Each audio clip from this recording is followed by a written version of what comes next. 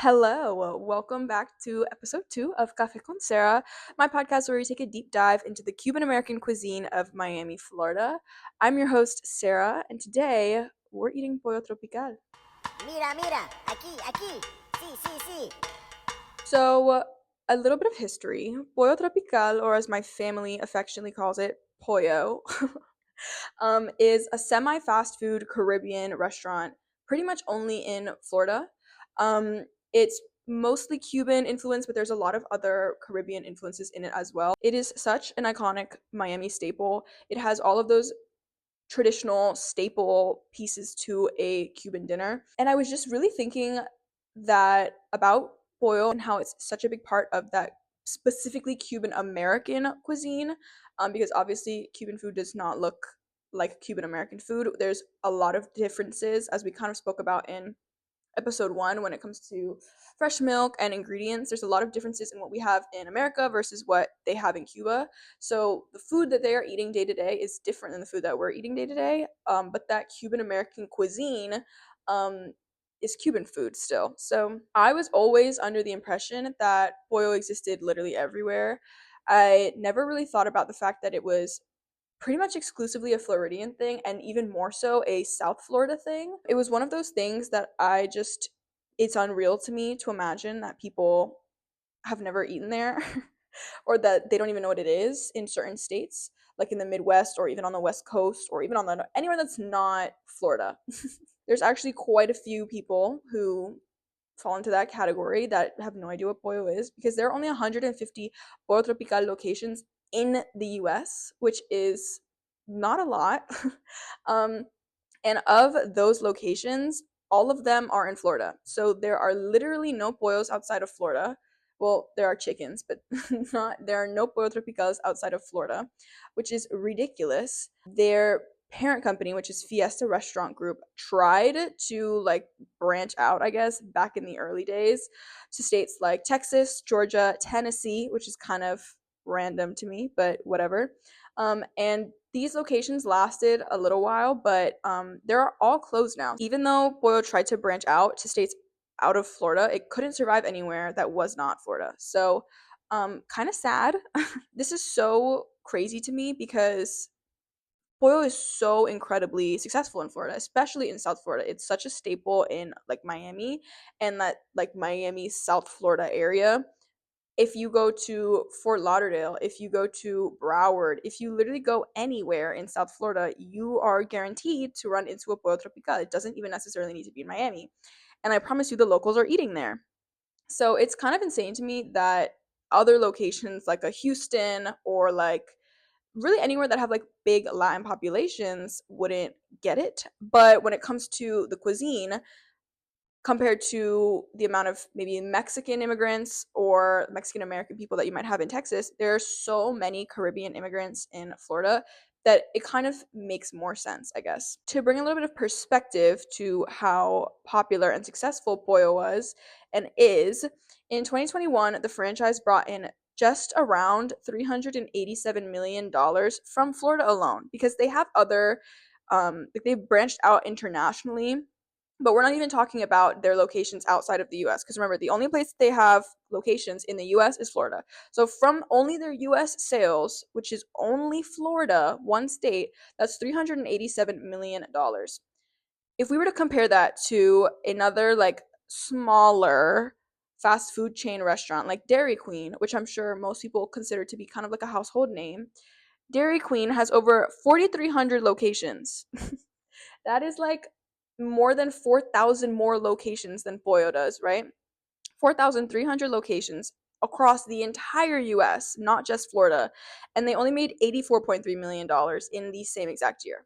That's kind of an insane comparison. $387 million for only 150 locations in one state versus 84.3 million for 4,300 locations across the entire US. And like I said, outside of Florida, Pollo does have smaller markets in other countries. So Panama, Guyana, Puerto Rico, and Ecuador all have small Pollo Tropical markets in them, but that is it. That is the extent of the pollo markets.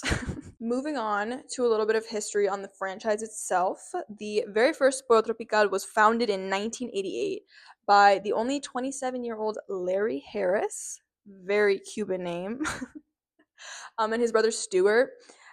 Allegedly, the inception of Pollo Tropical is a result of Larry studying Latin American cookbooks in his backyard, testing things on his grill. So it's unclear whether Larry and Stewart themselves were of Caribbean or Cuban descent, but they were certainly studying the cuisine. And they were definitely Miami locals, which we'll give them brownie points for. The first ever location was right on the outskirts of Little Havana, which is quite literally the epicenter of Cuban culture in Miami. Havana is the capital of Cuba, so it's pretty much just where you would go if you were looking for Cuban people to order and eat your food. It took off super duper quickly, and the owners got a little bit overeager. I know we talked earlier about how they wanted to open restaurants everywhere, but I actually thought that this was interesting because they opened restaurants up north in Florida. So we're talking St. Pete and Tallahassee, and these locations did not find success.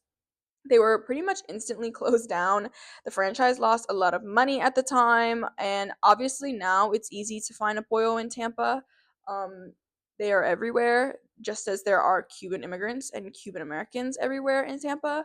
But at the time, I guess that was not enough to keep the Pollo locations running. Regarding the pretty quick closure of these locations higher up north in Florida, the franchise president at the time, Nicolas Castelado, claimed that the setbacks reminded the brand of how important its core Hispanic audience was, which I feel like is so integral to Pollo and what it is as a brand and what it kind of exists for and why it is so successful down south. So, like I said, we have a typical family style meal here today. This is the 1/4 section of it. So like you get a fourth of a chicken. You can get a fourth of chicken, half a chicken, whole chicken. They'll give you anything. It's all plated out like this, very cute and adorable. We would always get the family meal with yuca bites. Fave, delicious. They also have great sauces, which I'm a big sauce person for anything. So best believe I'm putting it in my rice and beans, which I totally understand that some people think is crazy weird. In my opinion, there are three right answers to what sauces you should be bringing home with you when you stop by Pollo. First and foremost, you're always going to start with your cilantro garlic. Gorgeous, delicious. Secondly, you want your curry mustard. This has always been my favorite. The curry mustard is tried and true, literally tastes delicious on everything. So you want a couple of those. And then last but not least, kind of, a little bit out there, you're going to want their barbecue sauce. I can't really explain this. I don't totally know why, but if you mix the barbecue sauce and the mustard, the curry mustard, delicious. Truly a 10 out of 10. So I always used to mix those together in my black beans and rice. I would take a little bit of the curry mustard, a little bit of black beans, mix my rice and beans together, and bam, like that is a full, gorgeous, that is a bite. That is a bite of food. Me personally, I'm very particular with my rice to bean ratio. I'm always going to go heavy on the beans, heavy on the salsita from the beans, a little bit lighter on the rice. And then from there, we go ahead and give our barbecue and curry mustard a mix. Delicious. I don't know how many other people in the world do this. It could just be a Sara thing, but you're learning firsthand. And then the yucca bites are literally to die for. These are fried chunks of yucca, which is a root plant that is used in a lot of Latin American and Caribbean cuisine.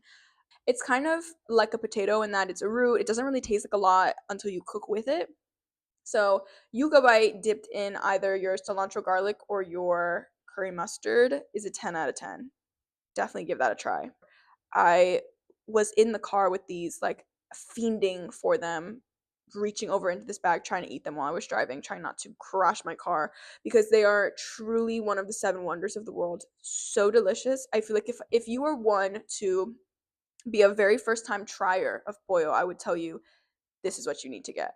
This is what you need to get. We also have our Hawaiian bread roll, which, to be totally honest, I usually eat either immediately because I'm starved or I leave it to the very end. It's like a dessert, it's like a reward. Sweet little Hawaiian roll at the end. I don't really like mixing this with other food. I don't typically dip this in my beans. I don't typically eat this with my rice or my chicken. It tastes better if you eat it at the end. I don't like to sully the traditional meal. Okay. Personal preference, totally up to you.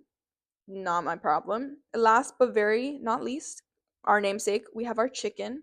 So the thing with the boiled chicken is that it is what makes it Cuban, what makes it Pollo Tropical chicken is that it is seasoned allegedly. I allege it is seasoned, marinated, mixed, whatever with mojo. Mojo is very traditional Cuban.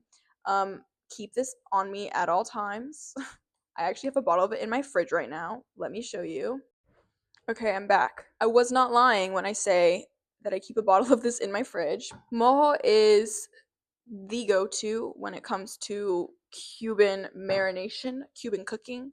You've probably heard about it before in regards to like a pork, like a pernil or any kind of lechon, like anything like that. You've probably heard of your mojo. But it is also super relevant for cooking other meats. It's not just for pork.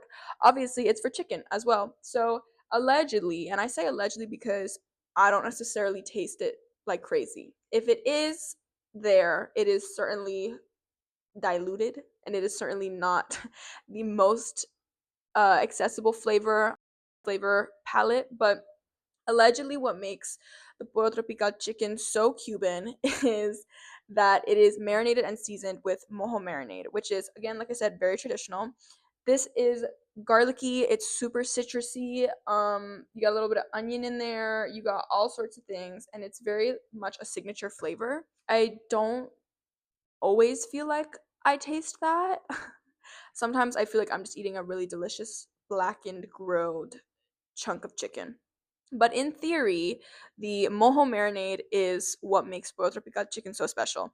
And I bring this up because even though I don't always taste it when I'm eating the actual food, it is another iconic Cuban staple and it is another iconic part of Cuban and even some other Caribbean cultures cooking. And it's really reflective of what Pollo Tropical stands for and why it is so incredibly culturally relevant. I think when I think of where else oil could prosper, perhaps we're thinking of like up north, like we need to go somewhere like New York and maybe get some Puerto Rican vibes going. But at the end of the day, the heart of Pollo, the core is really truly Cuban cooking. It really just makes me think about what the franchise president at the time of Pollo's unsuccessful North Florida expansions said about how the Hispanic customer base is what projects keeps this brand going. It is 100% what is behind Pollo, is 100% behind the success because this is the sort of thing when my mom had to drive to work, she would stop for lunch at the Pollo Tropical across the street. Pollo 100% is a reflection of the Americanization, assimilation, and cultural impact of that like Cuban American dynamic. The culture in Miami is that of Cubans. The culture of, let me just say, the culture in Miami is very Cuban. The culture in Miami is very Caribbean. So rather than stopping for a sandwich every day, when you're at home, if you're cooking, you don't eat a sandwich every day. If you're Cuban for dinner every day, you're not having meatloaf, you're not having pasta, you're, well, maybe sometimes, but you know, you're having these like cultural dishes that you're cooking because it's your cuisine. So for lunch, maybe you have leftovers from dinner. So if you were eating, packing your own lunch, you would be having rice and beans, right? Like if I was Italian for lunch, I'd probably be having spaghetti for lunch. It's very much one of those things where you are eating cuisine that you would be eating at home. It's reflective of what you would be making for dinner, eating leftovers for lunch. So I feel like that is what has kept Pollo so incredibly in business, booked and busy. The fact that, and not to drag Pollo at all, but the fact that it has failed in every market that is not Cuban heavy is very telling about who it is for, who it serves, and who is responsive to it. So I really think that that is super reflective of the demographic in Miami and Florida in general. I'm looking at a map right now of all of the Pollo locations in Florida, and they're pretty much all on the never east southeast. You have two up pretty high on the northeast, nothing in the panhandle, which tracks to me. That makes sense. You got a couple going on in the Tampa St. Pete area, which we do know. Some in like that Fort Myers area, and then some in between, like maybe the Middle East. And then everything else is pretty much on the southeast or the southeast like coast, that area. You don't have anything in the panhandle. And there's really nothing in the center of the state either, which totally tracks and makes a lot of sense. Looking at a map of where these locations are and understanding which cities have super high percentages of Latinos living in them, I'm seeing obviously Miami, I'm seeing the Southeast, I'm seeing Tampa, I'm seeing Orlando, I'm seeing bigger cities that have higher Latino rates in them, which makes a ton of sense and totally tracks and is super duper reflective of what the franchise president at the time, what was his name? What was that man's name? Nicholas Castelado, what he was saying, the Hispanic support is core to what keeps Foil going. The demographic that eats this food is what keeps these restaurants open. I think that's also something to take note of that is very unique to Miami is that because it is so, the culture is so accessible. It's not like if I was Cuban American living in a city that was not so heavy in Cuban culture where it would be like a treat every now and then to stumble upon a restaurant that makes good Cuban food. It's so incredibly accessible that there are fast food restaurants that make Cuban food or Cuban adjacent food. And it's so incredibly accessible. And the reason it's accessible is because of the demand. The reason that it's accessible is because of the demographic that they know will purchase it. So I think Pollo is really reflective of that and just such a good barometer of the culture and is so hyper specific to not only South Florida but to Miami as well. And I feel like that's so telling, and I cannot imagine living without it. That has pretty much been our episode for today. I feel strongly that everyone should get out there and try themselves some yuca bites. Go to Pollo for the first time if you've never been, take my order and give it a try. You really cannot go wrong. I've had bad pollo and it's still better than eating at McDonald's or Dairy Queen. No shade, Dairy Queen. I will see you in our next episode. Until then, salud. Mira, mira, aquí, aquí. Sí, sí, sí.